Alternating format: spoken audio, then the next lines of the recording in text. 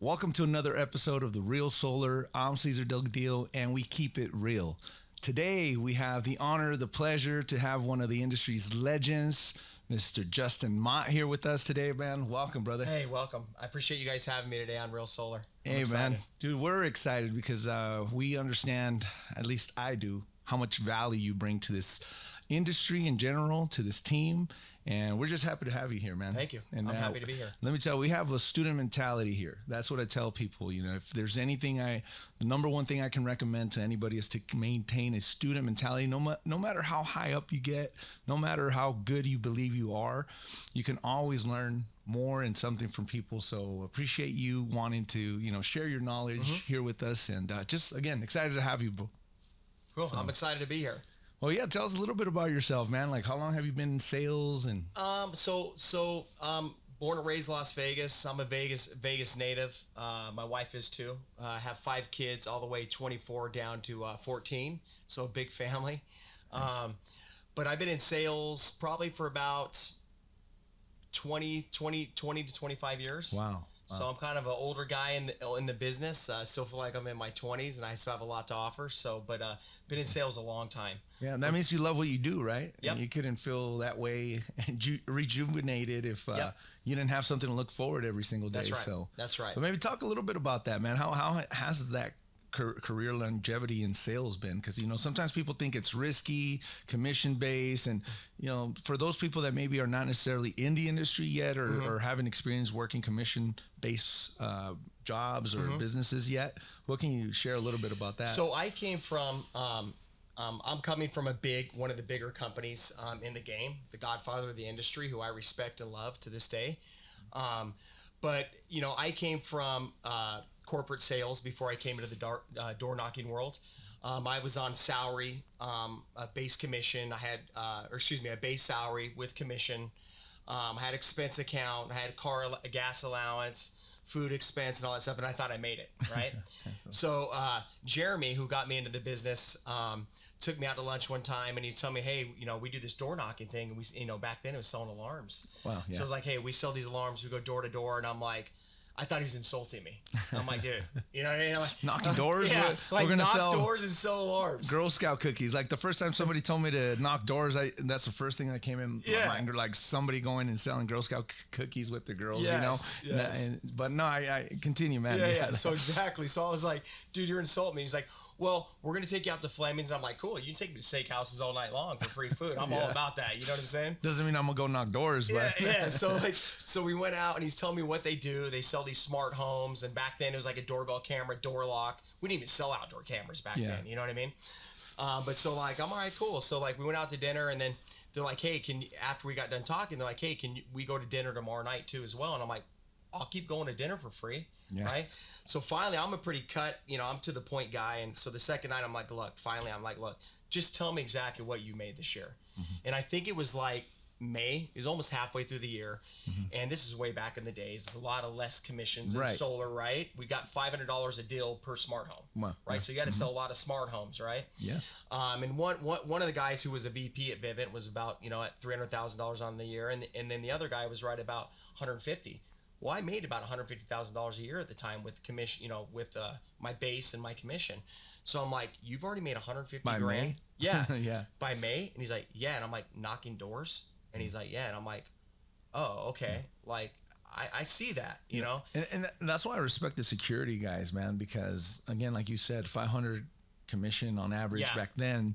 And so for them to make big paychecks, they needed to go out there and get multiple deals per day. 100%. And I think sometimes in the solar industry, like we don't really think that way. We're like, we got our deal for the day. I'm good enough to go back home and call it a day after this. That is. Back in the days, if you're doing alarms and, all the door knocking, guys, they all understand this. If you did 300, you were a legend, right? If you did 300 smart homes in a year, you were a legend, right?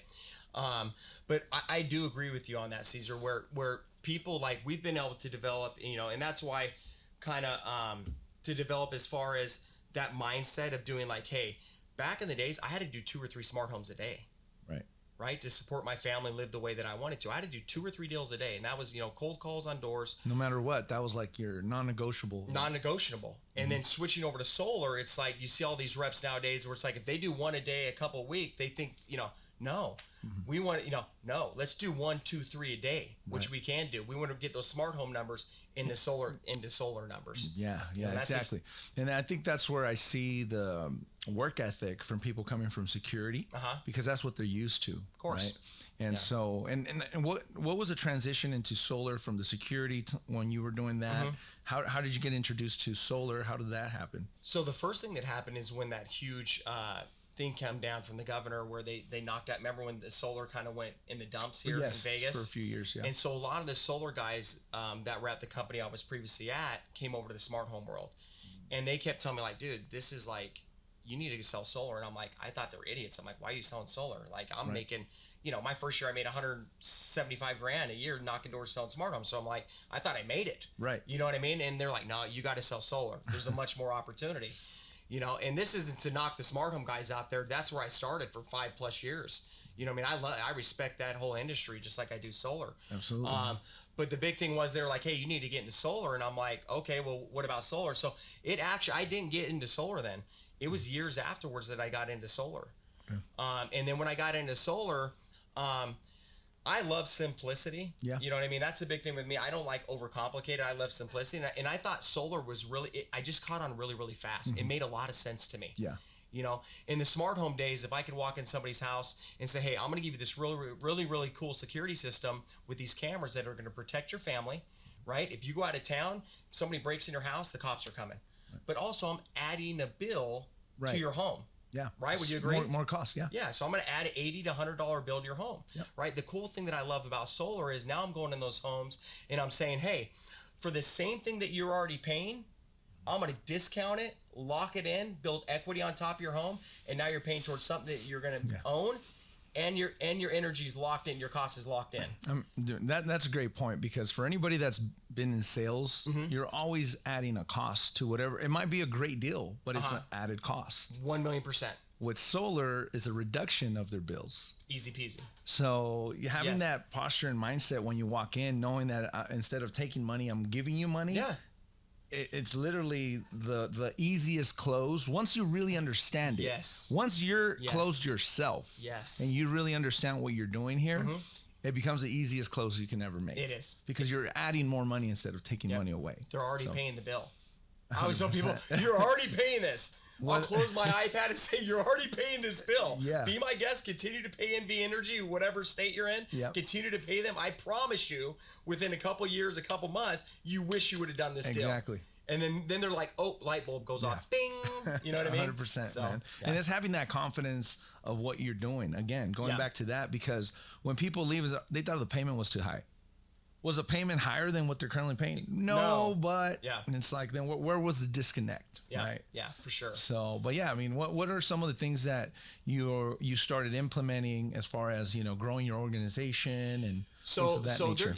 Everybody that's the OGs of the knocking world, right? We've been in the game a while, right? There's like 3 different components to solar as far as door knocking. You got the year round, you got the summer cruise, and when door knocking really started becoming door knocking, that's what we did. We went out, we went and promoted to the, colleges, and recruited college kids that they come out and they worked, 3 or 4 months. Summertime. Yep. 3 or 4 months straight. Our goal was that they made enough money to where they went back to school. They didn't have to work the rest of the year. Right. Right. I wouldn't be surprised if some actually never went back to school. They did. I was just going to say that, bro. Dude, I've seen guys that literally stopped their education at top-notch colleges. One being, my son, my kids, have worked for him. But anyways, long story short, so you got year round, you got summer, and then you got blitz trip model. So those are kind of the 3 different key components of knocking, right? Yeah. So I wasn't a big blitz trip guy back in the smart home days. I just didn't see the value of it. But once I got into solar and we started doing blitzes, I understood it made a lot more sense to me. When I got in this industry, I knocked 6 days a week, 8 hours a day for 5 years straight. Wow. Literally.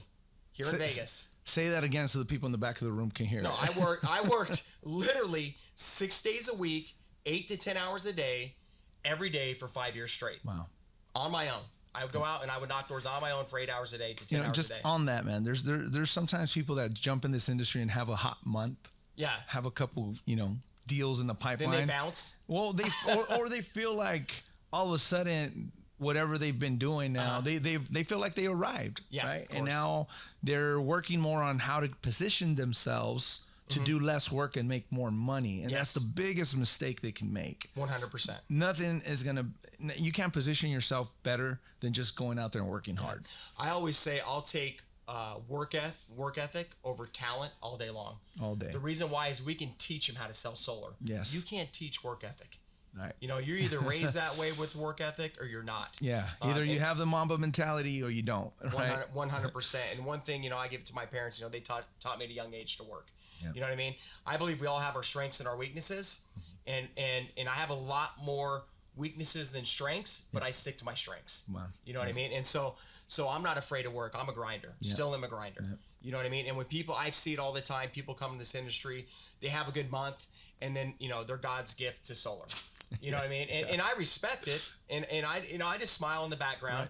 You know what I mean? They go on their, do all their things. But, if you want to grow in this business, and when I talk about grow, there's a lot of different elements to that, right? Yeah. I'm talking about being financially independent, doing investments, putting yourself around the right people to do those things, right?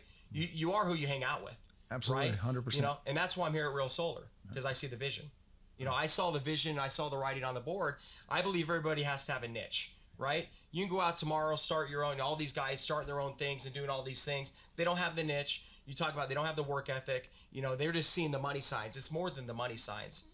Yep. This thing's it's got to be a byproduct of everything else. That's right. So, that's the reason why I'm over here is because I saw your vision and I saw your niche from the first time I sat down with you, and I trusted you.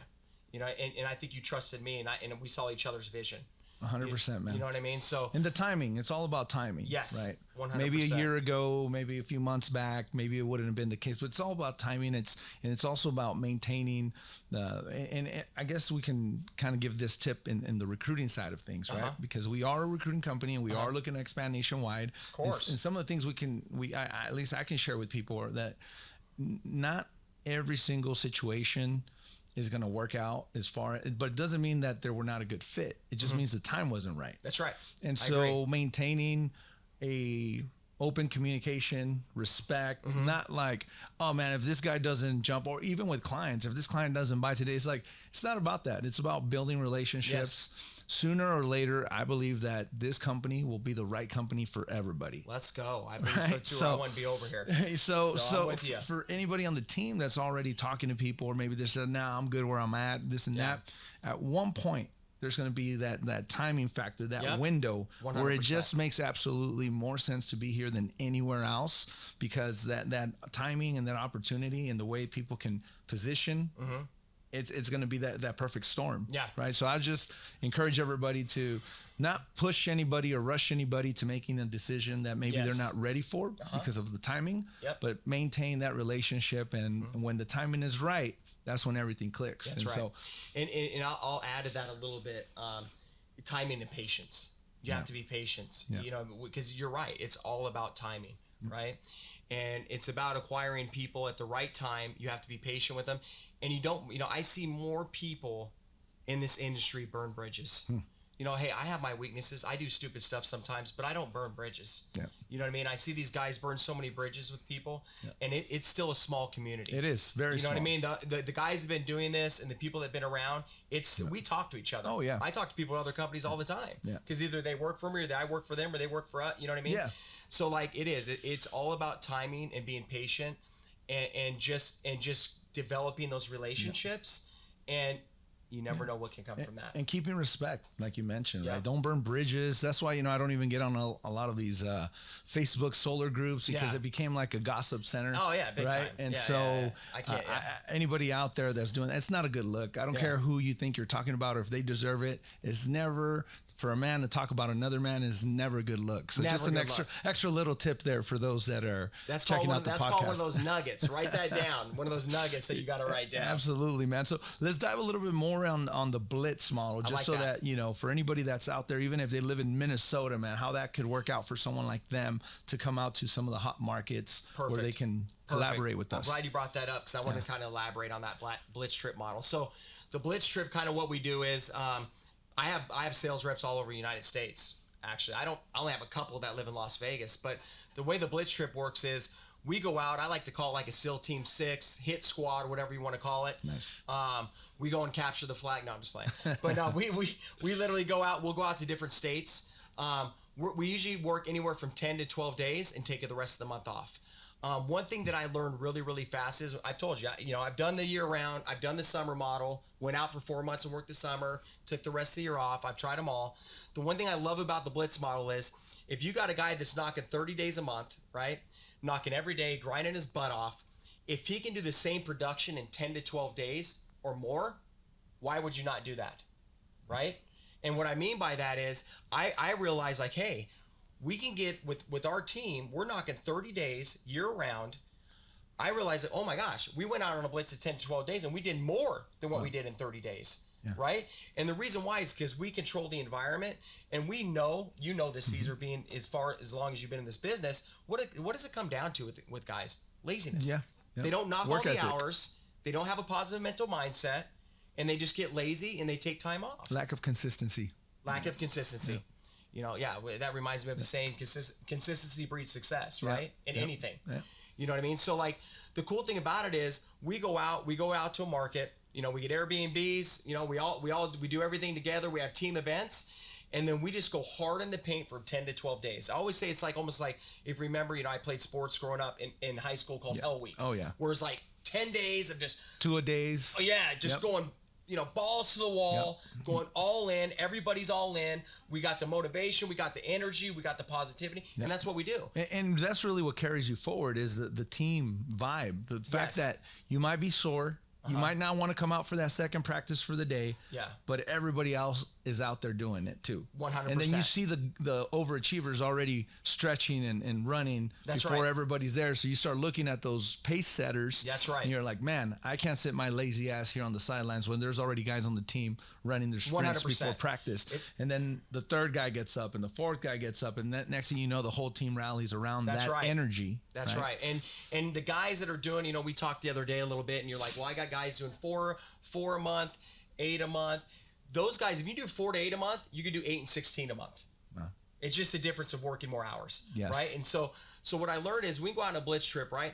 You got different kinds of sales reps. Mm-hmm. You got the guys that want to run it, start a team, recruit, which is great. That's what we want. Mm-hmm. You got guys that are just satisfied with a certain amount of deals a month to pay their bills and live a good lifestyle. You also got guys that just want to go sell and go home and do nothing. Mm-hmm. So guess what? You can do any of those. It's your choice, right? We want the guys, obviously, that want to build with us and, want to go the extra mile, right? But that's okay. The other guys are great too. That's part of our team, right?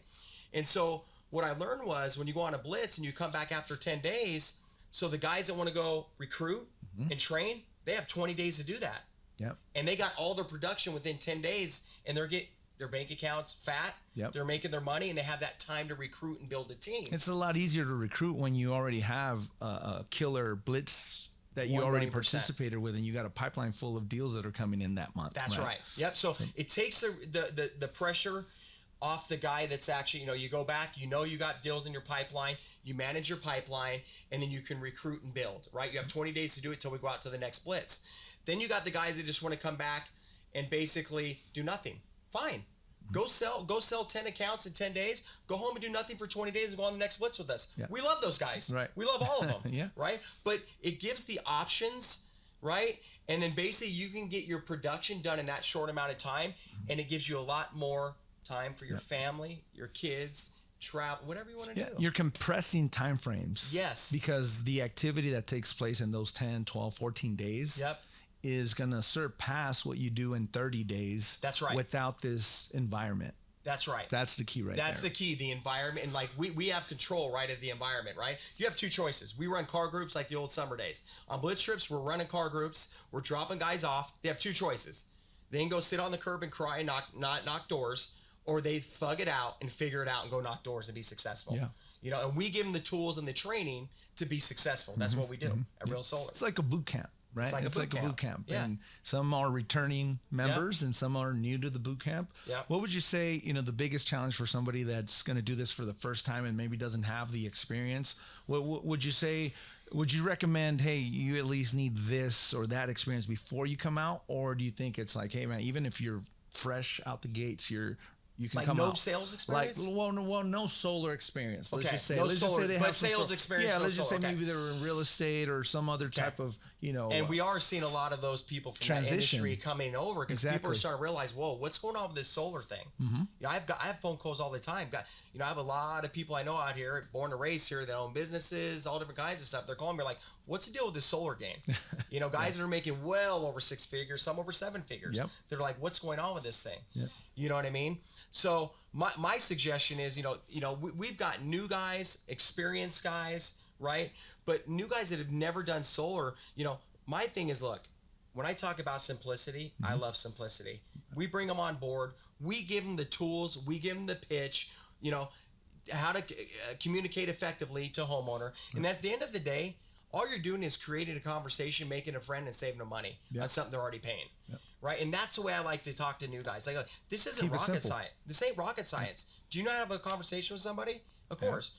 Do you want to help them save money on something they're already paying? Of course. Yeah. So all we do is give them the solar lingo, the solar verbiage, and freaking get out there. Throw them in the fire. You're either going to swim or sink. So that guy's sitting somewhere in Michigan or Minnesota or one of those states. Yep. What would be a setup for them? Come out for a couple weeks. So the way that works is obviously we're going to have a conversation with them, and if they want to give this thing a try, we're going to give them all the things they need to be successful right before they go out there, right? Yep. We're going to give them the pitch. We're going to have them practice the pitch. We're going to have them, the best thing you could do is go on freaking YouTube and look at YouTube on how solar works. Yep. People are like, hey, you got all these intense videos. I'm like, dude, go on YouTube. You got a library there. Yeah, search solar, residential solar. You'll learn about it in 20 minutes. You'll be able to speak enough about solar lingo. You know what I mean? So, but we're going to give them all this stuff to be successful. And the way it looks is we're going to fly them out to market, whatever market we're in. We're going to fly them out there. We get Airbnbs. We get the culture going. We get the energy going. Nice. And basically, we put them out on doors. They're gonna knock. We're gonna train them. They're gonna knock with one of us. Yep.